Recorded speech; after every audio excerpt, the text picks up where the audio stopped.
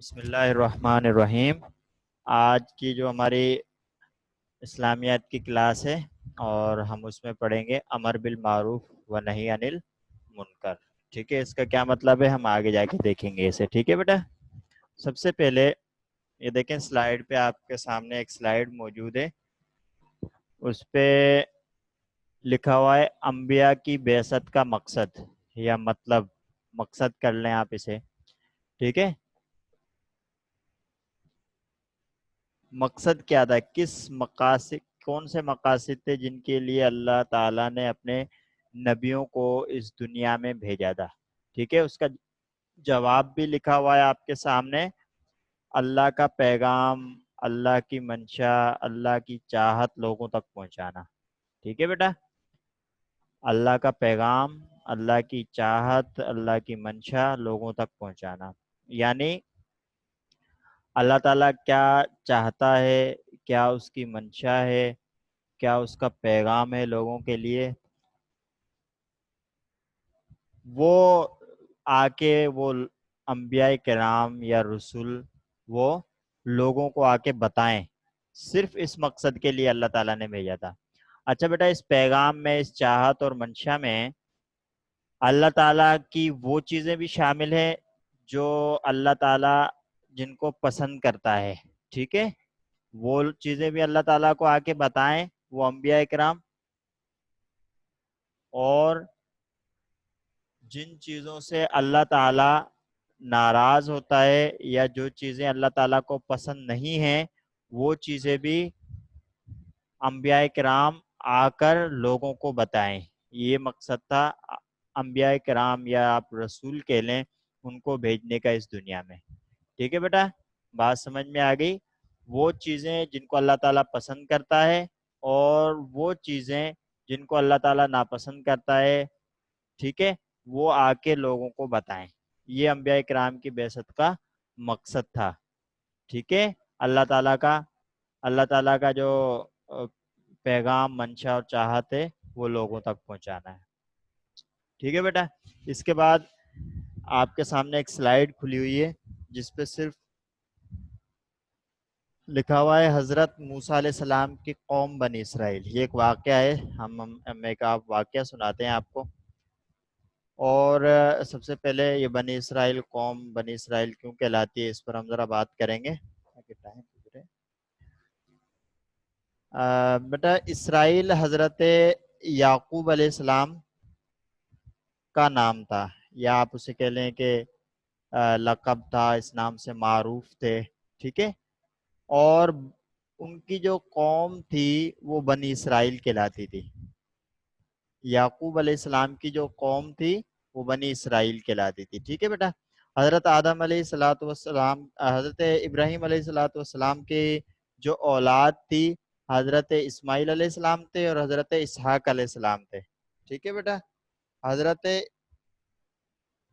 اسحاق علیہ السلام سے جو نسل چلی وہ بنی اسرائیل کہلاتی ہے۔ ٹھیک ہے، حضرت یعقوب علیہ السلام تھے، ان میں حضرت یوسف علیہ السلام تھے اور بہت سارے انبیاء، تقریباً سب کے سب انبیاء بنی اسرائیل میں آئے۔ حضرت اسماعیل علیہ السلام کے بعد صرف آپ صلی اللہ علیہ وسلم بنی اسماعیل میں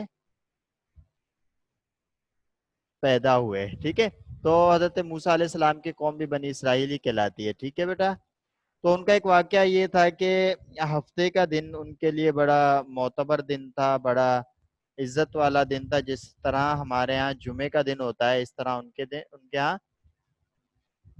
ہفتے کا دن تھا۔ سبت کہتے ہیں ہفتے کو، اور اس دن ان کے لیے کاروبار کرنا اور کوئی بھی معاشی سرگرمی کرنا منع تھا۔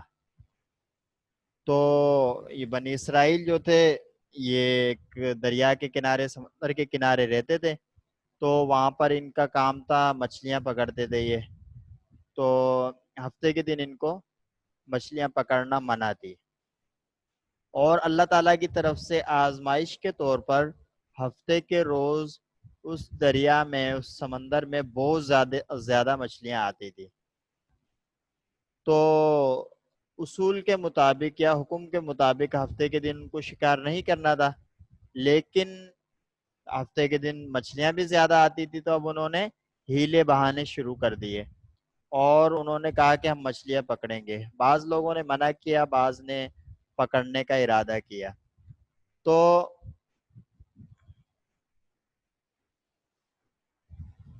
بیٹا اب ان میں 3 گروہ بن گئے. ان کی جو بنی اسرائیل قوم تھی ان میں 3 گروہ ہو گئے اس بات کو لے کر کے مچھلیاں پکڑنی ہے یا نہیں پکڑنی. ایک گروہ وہ تھا کہ جو یہ کہتا تھا کہ ہم مچھلیاں پکڑیں گے, ہم ہفتے کے دن بھی مچھلیاں پکڑیں گے. اور ایک گروہ وہ تھا کہ جو کہتا تھا ہم مچھلیاں نہیں پکڑیں گے. یہ تو بڑے واضح 2 گروہ بن گئے تھے. اور ایک تیسرا گروہ بھی تھا, وہ یہ کہتا تھا کہ ہم مچھلیاں پکڑیں گے بھی نہیں اور خاموشی سے ایک طرف ہو کے بیٹھ جائیں گے, کسی کو کچھ کہیں گے بھی نہیں. ایک گروہ پکڑ رہا تھا مچھلیاں, دوسروں کو منع بھی نہیں کر رہا تھا. ایک گروہ پکڑ بھی نہیں رہا تھا, دوسروں کو منع بھی کر رہا تھا. تیسرا گروہ وہ تھا جو پکڑ تو نہیں رہا تھا لیکن منع بھی نہیں کر رہا تھا. 3 گروہ بن گئے ان میں. تو اللہ تعالیٰ کی جب یہ حکم کی مسلسل نافرمانی کرتے رہے تو اللہ تعالیٰ کی طرف سے ان پر عذاب آیا. اور عذاب یہ تھا کہ ان کی شکلیں بندروں جیسی ہو گئی, وہ بندر کی نسل میں تبدیل ہو گئے. تو ان میں سے بیٹا 2 گروہ بندر کی نسل میں تبدیل ہو گئے. صرف ایک گروہ بچا تھا جس نے منع کیا تھا اور خود بھی نہیں پکڑتا تھا. وہ گروہ بچا تھا, اس کو اللہ تعالیٰ نے بندر نہیں بنایا. باقی اس کے علاوہ جو پکڑتے تھے وہ تو بننا ہی تھا انہوں نے تو, لیکن وہ بھی بنے جو پکڑتے تو نہیں تھے لیکن منع بھی نہیں کرتے تھے. ٹھیک ہے بیٹا, یہ واقعہ آپ کو سمجھ میں آ گیا. یہ واقعہ اسی طرح بنی اسرائیل ہی کا ایک اور واقعہ ہے. یہ واقعہ اپنے ذہن میں رکھیے گا بیٹا. اسی طرح بنی اسرائیل کا ایک اور واقعہ آپ کو سناتا ہوں. ایک قوم تھی, ایک بستی تھی. اس بستی پر اللہ تعالیٰ نے عذاب نازل کرنے کے لیے حضرت جبریل علیہ الصلاۃ والسلام یا کسی فرشتے کو بھیجا اور کہا کہ اس قوم کو عذاب دینا ہے. تو فرشتہ وہاں پر جاتا ہے, اس بستی کا چکر لگاتا ہے. تو ایک شخص دیکھتا ہے, ایک بزرگ ہیں جو بڑے اللہ والے ہیں, بڑے اللہ کا نام لینے والے ہیں اور ہر وقت عبادت و ریاضت میں مصروف رہتے ہیں. تو وہ شخص دوبارہ اللہ تعالیٰ کے پاس گیا اور کہنے لگا کہ اللہ, اس میں تو ایک نیک بندہ بھی موجود ہے. تو اللہ تعالیٰ نے کہا کہ پوری کی پوری بستی اسی شخص پہ الٹ دینا. ٹھیک ہے بیٹا, یہ واقعہ بھی آپ نے سنا. یہ واقعہ بھی آپ نے سنا کیونکہ وہ شخص خود تو عبادت کرتا تھا, دوسروں کو حکم نہیں دیتا تھا. یہ 2 واقعات سنے. اب ہم آگے چلتے ہیں, پھر ان پر بات کریں گے.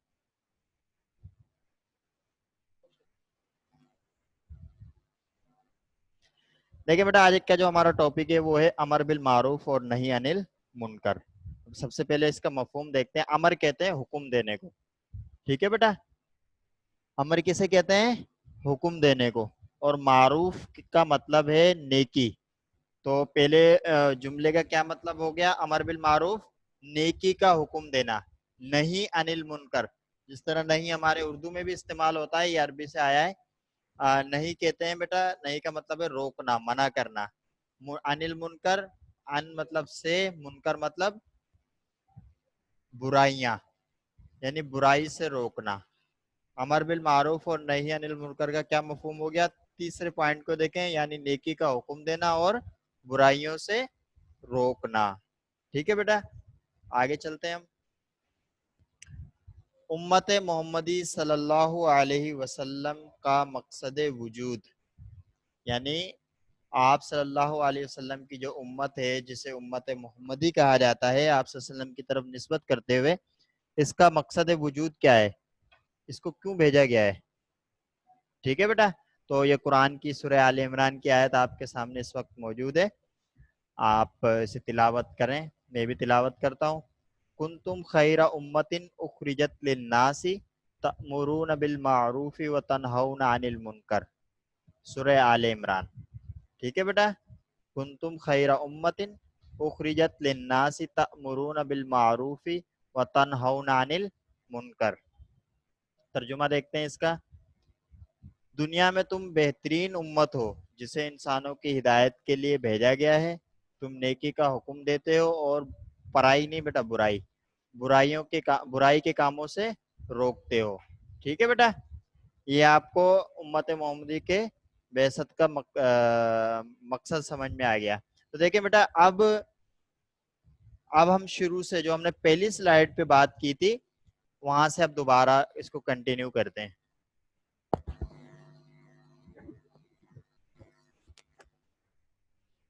اب اس کو ہم پہلی سلائیڈ پہ جو ہم نے سب سے پہلی سلائیڈ بنائی تھی جس پہ ہم نے کہا تھا انبیاء کو بھیجنے کا مقصد کیا ہے، تو اس میں لکھا تھا اللہ تعالیٰ کی رضا، اللہ تعالیٰ کی منشا اور اس کی چاہت کو لوگوں تک پہنچانا. انبیاء نے بحسن خوبی یہ کام سر انجام دیا. ٹھیک ہے، اور اس کام کے لیے اللہ تعالیٰ نے کم و بیش 1,24,000 انبیاء اور رسول اس دنیا کے اندر بھیجے.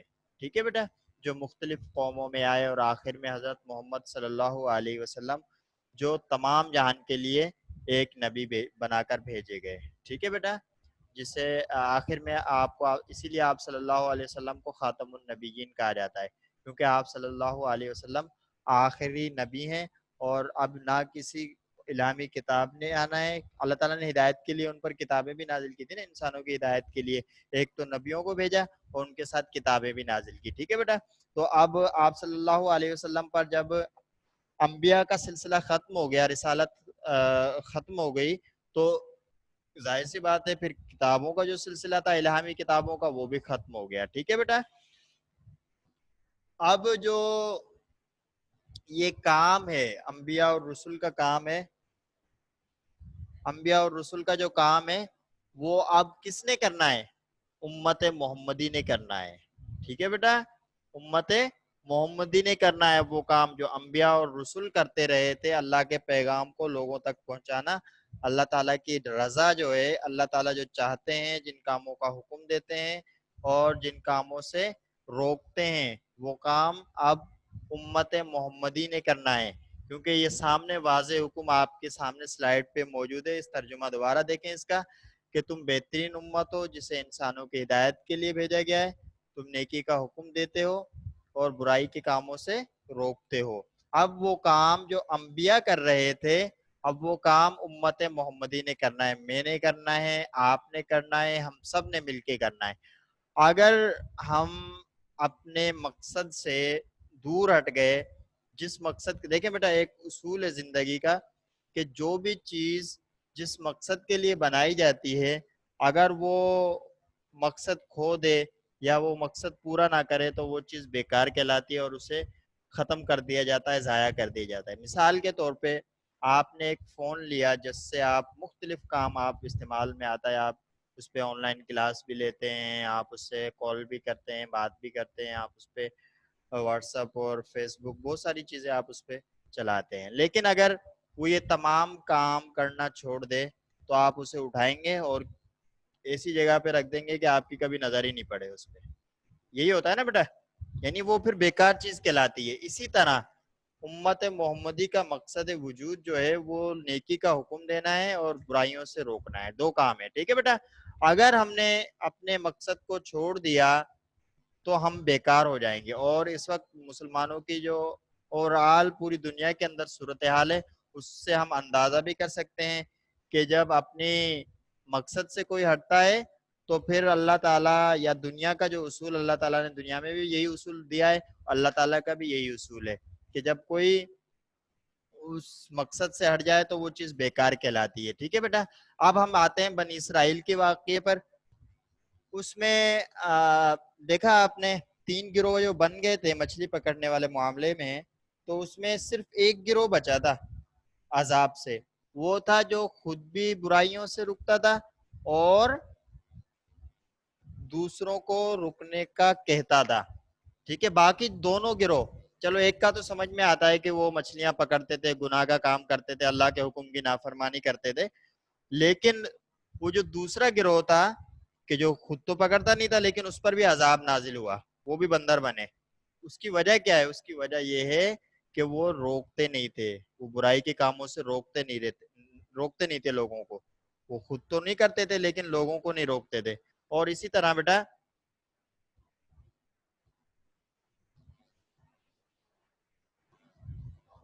وہ لوگوں کو برائیوں سے روکتے نہیں تھے. ٹھیک ہے. اور اسی طرح دوسرا واقعہ جو ہم نے پڑھا جس پر اللہ تعالیٰ نے ایک بستی پر عذاب نازل کرنے کے لیے جب فرشتے کو بھیجا تو دیکھا کہ وہاں پہ تو ایک بزرگ بھی موجود ہیں. تو اللہ تعالیٰ نے کیا حکم دیا تھا؟ اللہ تعالیٰ نے کہا تھا کہ پوری کی پوری بستی اسی شخص پہ الٹنی ہے. تو دیکھیں بیٹا آپ اندازہ کیجئے کہ اگر کوئی شخص خود تو نیک کام کرتا ہے لیکن دوسروں کو وہ حکم نہیں دیتا تو وہ بھی خسارے کے اندر ہے. سورہ عصر میں اللہ تعالیٰ فرماتے ہیں, میں آپ کے سامنے اس کا ترجمہ رکھوں گا, سنیے گا ذرا غور سے. والعصر ان الانسان لفی خسر, بے شک تمام کے تمام انسان خسارے میں ہیں. زمانے کی قسم کھا کر اللہ تعالیٰ نے زمانے کو گواہ بنا کر کہا ہے کہ تم ہسٹری اٹھا کے دیکھ لو کہ تمام کے تمام انسان خسارے میں. ہاں کچھ لوگ ہیں جن کو اللہ تعالیٰ نے الگ کیا ہے ان سے, وہ 4 قسم کے لوگ ہیں, یا آپ یہ کہہ لیں کہ جن میں 4 خوبیاں پائی جاتی ہیں, وہ لوگ بچتے ہیں خسارے سے. الا الذین آمنوا وعملوا الصالحات, وہ لوگ بچتے ہیں خسارے سے کہ جو ایمان لاتے ہیں اور نیک کام کرتے ہیں, وتواصوا بالحق وتواصوا بالصبر, اور ایک دوسرے کو حق کی نصیحت کرتے ہیں اور صبر کی تلقین کرتے رہتے ہیں. ٹھیک ہے. آپ دیکھیں بیٹا اس میں بھی اللہ تعالیٰ نے صرف یہ نہیں کہا کہ بس وہ نیک کام کرتے ہیں تو کامیاب ہو گئے, بلکہ اس میں ایک یہ بھی شرط ہے, یہ بھی ایک صفت بتائیے کامیاب لوگوں کی کہ وہ حق بتاتے ہیں ایک دوسرے کو. تواصوا بالحق وتواصوا بالصبر, ایک دوسرے کو نصیحت کرتے رہتے ہیں صبر حق کی, یعنی وہ لوگوں کو بتاتے ہیں کہ یہ حق کام ہے, یہ کام کرنا ہے, یہ برا کام ہے, اس کام سے رکنا ہے. سمجھ میں آ رہی ہے بیٹا بات؟ سمجھ میں آ رہی ہے؟ یعنی دیکھیں کامیاب ہونے کے لیے بھی اللہ تعالیٰ نے یہی شرط بتائی ہے کہ اگر تم کامیابی چاہتے ہو آخرت میں تو تمہیں حق کی تلقین کرنی ہوگی, اور یہی حق کی تلقین ہے, امر بالمعروف اور نہی عن المنکر. حق کیا ہے بیٹا؟ حق لوگوں کو بتانا, یعنی جو صحیح بات ہے اس کا حکم دینا لوگوں کو, وہ بتانا, اور جو برائی ہے اس سے روکنا لوگوں کو, اور یہی امت محمدی کا مقصد ہے. ٹھیک ہے بیٹا, یہی کامیاب لوگوں کی اوصاف ہیں, صفت ہے.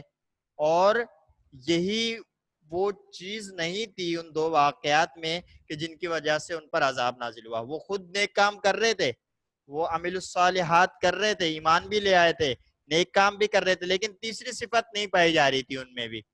تیسری صفت کون سی نہیں پائی جا رہی تھی بیٹا؟ تیسری صفت یہ نہیں پائی جا رہی تھی کہ وہ لوگوں کو نہیں منع کرتے تھے. تو اس امت کا فریضہ ہے, ہمارا فریضہ ہے, ہم پر فرض ہے کہ ہم جو اللہ کے رسول صلی اللہ علیہ وسلم کی تعلیمات ہیں, آپ صلی اللہ علیہ وسلم نے جو پیغام ہم تک پہنچایا ہے وہ ہم دوسروں تک پہنچائیں, ہم لوگوں کو نیکیوں کی طرف لائیں اور برائیوں سے روکیں. یہ ہمارا مقصد وجود ہے. اگر ہم اپنے مقصد سے ہٹ گئے تو ہم ایک بیکار چیز کی مانند ہو جائیں گے, جس کی میں نے ابھی آپ کو ایک چھوٹی سی مثال کے ذریعے سے سمجھانے کی کوشش بھی کی تھی. ٹھیک ہے بیٹا, بات سمجھ میں آ گئی ہوگی یقیناً آپ کو. پھر بھی اگر آپ کا کوئی سوال ہو تو آپ سوال ضرور کیجیے گا, کوئی سوال ہو تو سوال کر لیجیے گا. آخر میں بیٹا ایک سلائیڈ پہ آپ کو کچھ میں نے ٹاسک دیا, ایک چھوٹا سا ٹاسک ہے, کوئی ایسی 2 احادیث تحریر کریں جن میں امر بالمعروف اور نہی عن المنکر, یعنی نیکی کا حکم اور برائی سے روکا گیا ہو. ٹھیک ہے بیٹا. اچھا ایک حدیث میں بھی آپ کے ساتھ شیئر کرتا ہوں. ٹھیک ہے بیٹا. آپ صلی اللہ علیہ وسلم نے فرمایا اگر تم برائی کو دیکھو تو اپنے ہاتھ سے روکو. پہلا مرحلہ, اگر تم اسے ہاتھ سے روکنے کی طاقت نہیں رکھتے تو اسے زبان سے روکو. زبان سے روکنے کا کیا مطلب ہے؟ آپ زبان لگا لیں گے وہ رک جائے گا؟ نہیں بیٹا, زبان سے روکنے کا مطلب یہ ہے کہ زبان سے منع کریں اسے کہ یہ غلط کام ہے, یہ برائی ہے, اسے نہ کیا جائے. ٹھیک ہے. اور تیسرا مرحلہ اللہ کے رسول صلی اللہ علیہ وسلم نے جو بیان فرمایا ہے وہ یہ, سب سے پہلے برائی کو دیکھو تو ہاتھ سے روکو, اگر ہاتھ سے روکنے کی طاقت نہیں رکھتے تو زبان سے روکو, اور اگر زبان سے روکنے کی طاقت نہیں رکھتے تو اسے دل میں برا جانو, اور یہ ایمان کا کم ترین حصہ ہے. اضعف ذالک اضعف الایمان, یہ نہایت کم ترین حصہ ہے کہ کوئی شخص برائی کو جانتا ہے, اسے دل میں برا جانتا ہے, یعنی اس میں ایمان تو باقی ہے لیکن سب سے پہلا مرحلہ اسے ہاتھ سے روکنے کا. لیکن بعض ایسی جگہیں ہوتی ہیں جہاں پر ہم ہاتھ سے روکنے کی طاقت نہیں رکھتے, بعض اوقات ہم چھوٹے ہوتے بعض اوقات ہم چھوٹے ہوتے ہیں اس لیے نہیں روک پاتے، بعض اوقات اس لیے نہیں روک پاتے کہ جو برائی کر رہے ہیں وہ ہم سے زیادہ طاقتور ہیں، بعض اوقات اس طرح نہیں اس لیے نہیں روک پا سکتے کہ ہم طاقت میں بھی ہیں لیکن بہت ساری اور مجبوریاں ہیں جن کی وجہ سے ہم نہیں روک سکتے، تو زبان سے اس سے برا کہا جائے، ٹھیک ہے۔ اگر زبان سے برا کہنے کی بھی ہم استطاعت نہیں رکھتے، طاقت نہیں رکھتے، تو اس برائی کو کم از کم دل میں ضرور برا جانے، ٹھیک ہے بیٹا۔ تو آپ ایک حدیث میں نے آپ کو بتائیے، اسی طرح سے کوئی ایک اور حدیث آپ اپنی کاپی میں لکھ لیجئے گا، ٹھیک ہے بیٹا۔ کوئی سوال ہو تو آپ سوال کر لیں، میں انتظار کر رہا ہوں آپ کے سوالات کا۔